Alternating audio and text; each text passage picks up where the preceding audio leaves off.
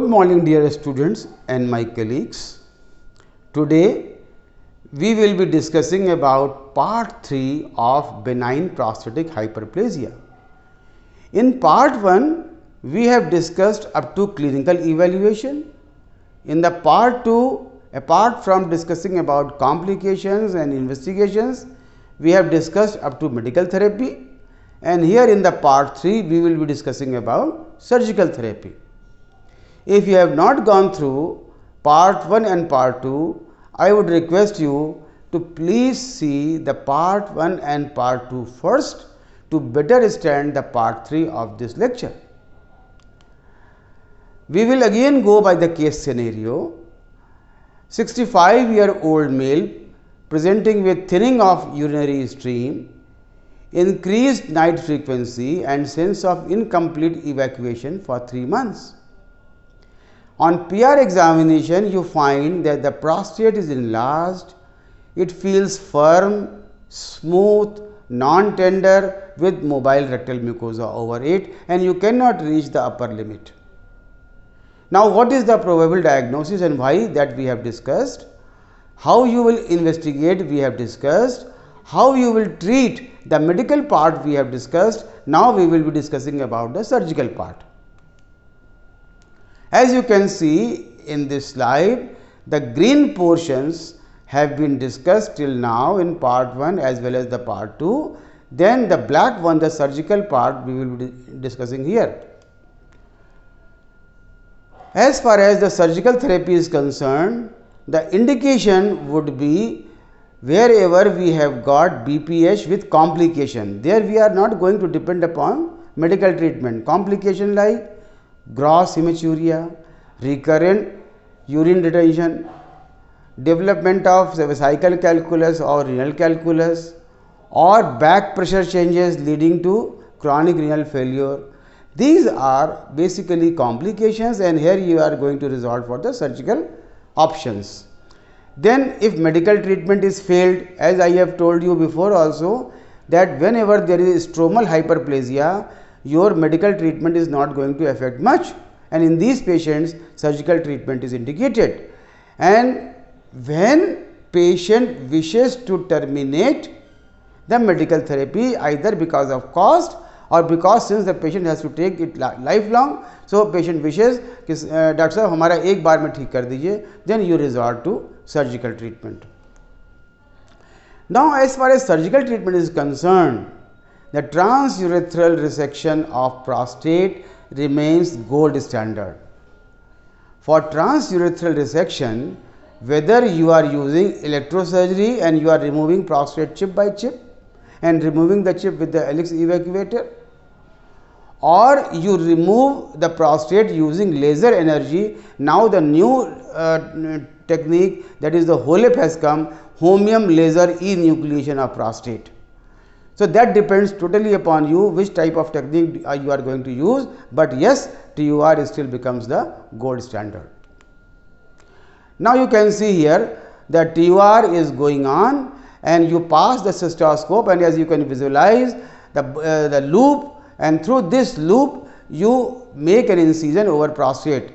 In this patient, the median lobe is enlarged and you have made a cut over the median lobe, and you can see the verumontanum, then you can see both the lateral lobes, and this is the median lobe. You cut chip by chip, and that chip with the help of irrigation fluid goes into the bladder, and then after you have completed the operation, you will remove these chips. Now you can see with the help of the TUR loop, you are going to resect the lateral lobe, and this is how you keep on removing lobe chip by chip using TUR loop and electrosurgery. So this is the removal of prostate surgically through TUR loop using electrosurgery, and one by one you do that, and after you have removed whole of the prostate, you have reached up to the capsule which is recognized by the white fibrous structure. Then you remove all the prostatic chips from the bladder with the help of Helix evacuator and see for the hemostasis, pass in a urinary catheter. The catheter remains for 3 to 5 days and then you remove the catheter. So That is how you do transurethral resection of the prostate using electrosurgery. Now there has to be some complications of the TURP, and the TURP, the bleeding, again can be primary bleeding, or it can be secondary bleeding, or it can be reactionary bleeding, or else if you have gone beyond the verumontanum and you have damaged the external sphincter. See, in the prostate you always cut the internal sphincter, the bladder neck, but you preserve the external sphincter. But suppose you have gone beyond the verumontanum, you damage the external sphincter, and patient may be having incontinence. So while doing TUR, you should be very cautious. Then your cut should not be distal to verumontanum. Partial incontinence remains with the patient for a week or two, and then gradually it subsides. Then the TUR syndrome. It is of course rare, but it is a serious complication. What happens in the TUR syndrome? That the irrigant fluid, if you are using glycine, it does not contain sodium, and there is a bleeding channels, they are opened. Then this fluid is absorbed into the vascular tree, causes hemodilution, overload, and hyponatremia. And because of hyponatremia, patient becomes drowsy, patient feels dizzy, even seizures may come. So that TUR syndrome has to be avoided by minimizing the time of surgery and by using low pressure during irrigation. Then since you are passing instrument, so in due course of time, if you have damaged the urethra will heal with by fibrosis and may lead to post-operative stricture. These are post-operative complications of TURP. Then open prostatectomy. In the previous days, when the TUR has not come in, all the prostate they were removed through open method. But now the open method is limited depending upon the expertise of the surgeon. Even the larger prostate can be removed through TUR in 2 stages. But yes, what literature says that if the prostate is more than 100 gram, then if you are going to remove it in one go, the chances of TUR syndrome will be more. It is better to remove through open surgery. And if there is concomitant bladder stone or concomitant bladder diverticuli, then you need to operate. When you are opening the bladder, then you can remove the prostate as well. And when patient cannot be positioned, because in the prostate, in the TURP, you make a lithotomy position, but because of the contracture, because of some hip problem, because of some other musculoskeletal problem, the patient cannot be positioned, then you have to resort for open surgery. And when you are removing prostate with the help of open surgery or the incision and going through retropubic method, it is known as Millin's prostatectomy. And when you are opening the bladder and going through transvesical route, it is known as Freyr's prostatectomy. In open prostate, what you do, see, the adenoma enlarges in the transition zone, it compresses over the peripheral zone, and this peripheral zone forms a capsule. So you enucleate the adenoma, maintaining the integrity of that capsule, because beyond the capsule they are the vessels. So you maintain that capsule and you enucleate. Then after TUR, by electrosurgery, you have got many minimal invasive surgery also, and of course you can use laser surgery for removal of prostate, but I will be covering that laser surgery in minimal invasive part only. In my part 2, I have given you the detail, the name of all these methods. That means the TUIP is a transurethral incision of the prostate, the heat induced therapy, TUMT is transurethral microwave thermotherapy, the TUP is transurethral vaporization of prostate, TUNA is transurethral needle ablation. The laser therapy again can be of 3 types: TULIP, transurethral laser induced prostatectomy, the VLAP is visual laser ablation of the prostate, the ILT is the interstitial laser therapy, HIFU is the high focused, high intensity focused ultrasound, the water induced thermotherapy. Then you can have mechanical. I will not be discussing, just I am telling you the name here because they are not in use now. That is the TUBD, the transurethral balloon dilatation, and you can even place the prostatic stents. I will take one by one. If you talk about the transurethral incision of the prostate, it is done in a very small prostate which is usually fibrous. That means if the prostate is small, fibrous, causing bladder neck contracture, you will use this method, the transurethral incision of the prostate. You make incision at 5 and 7 o'clock position from the trigone, that is the ureteric orifice, up to proximal to virumontanum, and these two deep incision up to capsule you make. That's it. You do not remove any tissue, and that is what you release the bladder neck and patient voids well.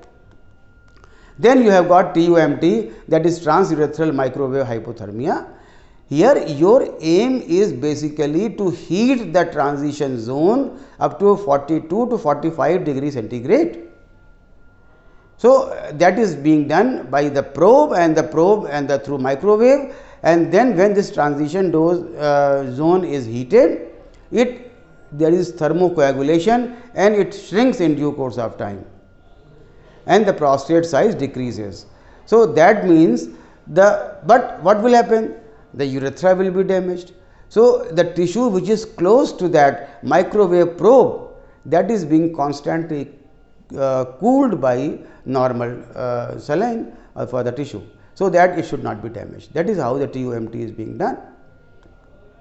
Then TUVP, that is again transurethral method. Here you are using a different type of electrode which has got a sort of a roller ball loop. Instead of, you have seen there was a U shaped and that the prostate was scooped out. Here it is not U shaped, there is a roller ball, and with this roller ball you evaporate. You just evaporate the prostate using electrosurgery, and high current is passed through. But here the problem is you will not be getting tissue for biopsy. So in that way you can ablate the prostate. These procedures, whatever the minimal invasive I am telling, they are usually used for the small prostate, not for the moderate prostate. Up to only grade 1 prostate you can use this technique. Now tuna, here what you do, you deploy the needle in the interstitial tissue of the prostate, and with the help of radio frequency, you are not using electrosurgery, you are not using the laser, you are using radio frequency, and in this radio frequency you are piercing the mucosa and ablating the prostatic tissue. Thus the integrity of the mucosa is maintained. So in that way it is superior, but yes, it is time taking process. Then you have got tulip, where you are using laser, and in the laser it causes coagulation necrosis of the adenoma, and normally you are using holmium YAG laser or ND YAG laser. So these two lasers, they are used to ablate the prostatic tissue, and you are using the laser probe, and then the device is placed into the urethra transurethral, and with the help, and they are the side viewing, and with the help of this side viewing you ablate the prostatic tissue, and then the prostatic tissue is burned out. Again, here the problem is that you are not able to get the tissue for biopsy. Nowadays what has happened? Nowadays they have developed a device that I told you about, the HOLEP, holmium laser enucleation of prostate. That means as you are removing the prostate during open procedure, you are removing the prostate, you are enucleating the prostate using the holmium laser. Now you are not able to visualize up to which depth, what depth the laser is causing damage or the coagulation. So you are using transrectal ultrasound to see what is the level of laser energy reaching into the prostate, so that when you are cutting or ablating chip by chip or the tissue by tissue, then with the help of transrectal ultrasound you come to know, yes, now the limit has been reached, and you stop the procedure over there. Then visual ablation of the prostate, that means you keep on visualizing and you keep on ablating the prostatic tissue. The end result is absolutely similar to the transurethral dissection of the prostate. Here this probe is in direct contact. I will show you in the diagram, the video. This is basically in direct contact, ablates the prostatic tissue. Then interstitial laser therapy, ILT. What is happening here? Here the laser fibers, they are introduced within the tissue, prostatic tissue, and that at each puncture you are firing laser, and that causes coagulation. What happens in this procedure? In this procedure, the bladder mucosa is not damaged at all. So, chances of developing prostatic stricture post-operatively is absolutely negligible, but this is very costly. So, you have to see the cost effectiveness also. Now, you can see this video, and this video is by the courtesy of the Hospi Medica, and I sincerely thank the Hospi Medica for providing this video.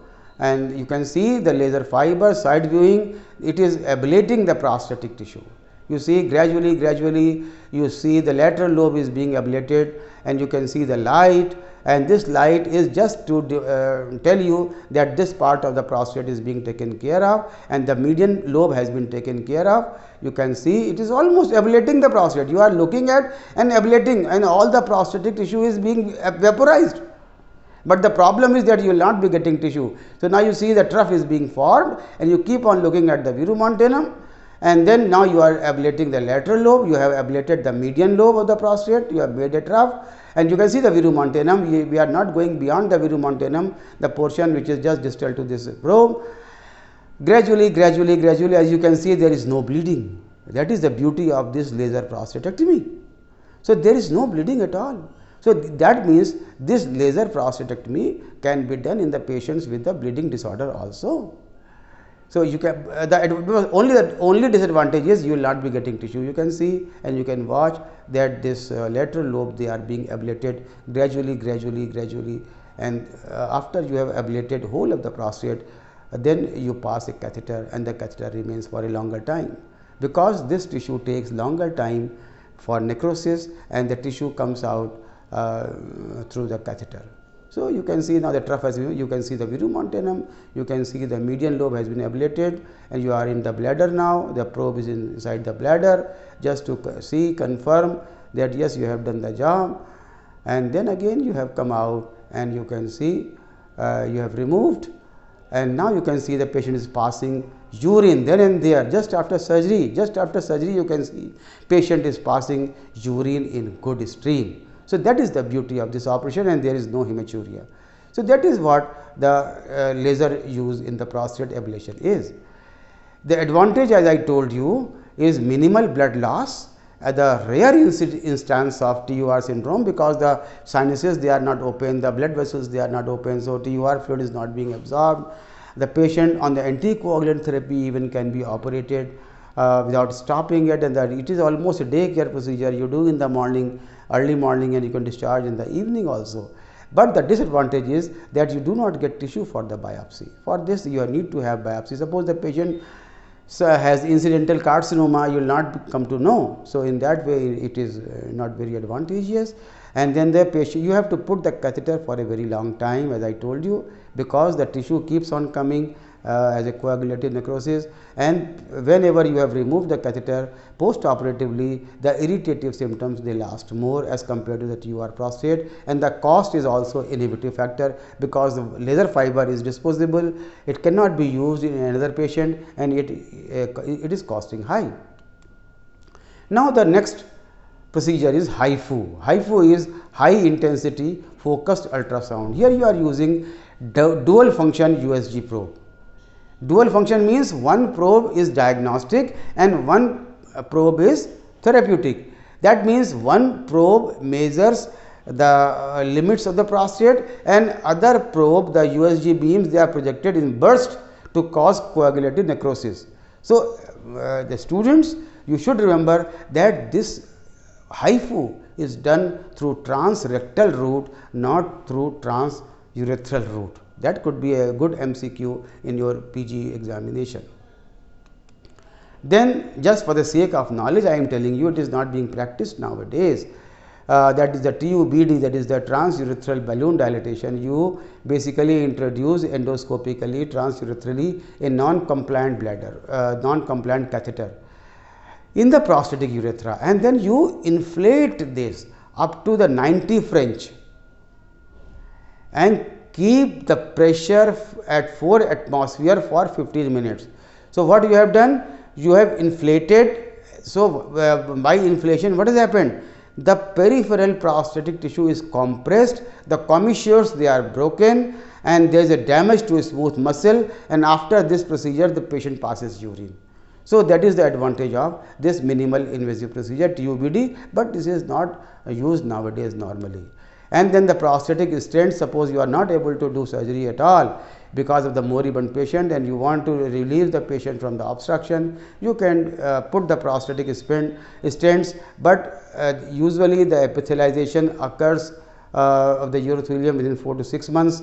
Again, this is the use is very limited. It is not used nowadays because it is irritating and the stent may translocate, may migrate, and patient will be having more problem.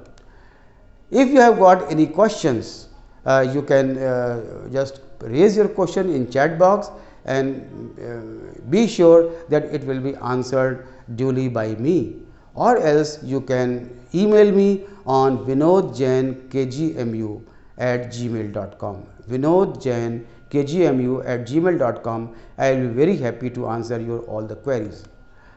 So, again we are coming as a group activity, options for surgical treatment. As you have to recapitulate what we have discussed. Options of surgical treatment are TUR using electrosurgery or laser surgery. That is the gold standard. Or else you can have minimal invasive procedure like transurethral incision of the prostate. You can have the transurethral microwave hypothermia. So many techniques are there. You can have laser use of laser fibers, and the various techniques of the laser use are there. So, all the you can have the mechanical the TUBD or the stents, all these things, or ablation, tuna, needle ablation, using radio frequency, all these are there. So, you have to recapitulate, and when it is used, the minimal invasive procedures, they are used only in small prostate, and open prostate surgery is used in larger prostate when but again that is a relative, that depends upon the expertise of the surgeon. Many surgeons, they can even remove prostate of the larger size, even 150 gram, they can remove it in 2 stages. So, that totally depends upon the discretion of surgeon, but it has to be properly explained and the informed consent has to be taken. Then the complication of TURP, as I told you, because the fluid gets absorbed, there is a hemodilution, there is a hyponatremia, and because of the hyponatremia, patient may be having dizziness, patient may be having nausea, vomiting, patient even may be having even seizures. So, you have to just be very cautious about the duration of TUR when you are using the irrigant fluid and the pressure of the irrigant fluid. Then the indication of open surgery I discussed with you. So, the case scenario is again with you, the same scenario as we have discussed in first lecture, in the first part, the second part, again in the third part, the scenario remains the same. How you will treat? Now you are wise enough to recapitulate and think what is the probable diagnosis. The question is answered by looking the 3 parts, watching the 3 parts. Then how you will investigate, now you are clear, and then how you will treat by watching this video. Thank you very much, and very shortly we will be coming with another topic.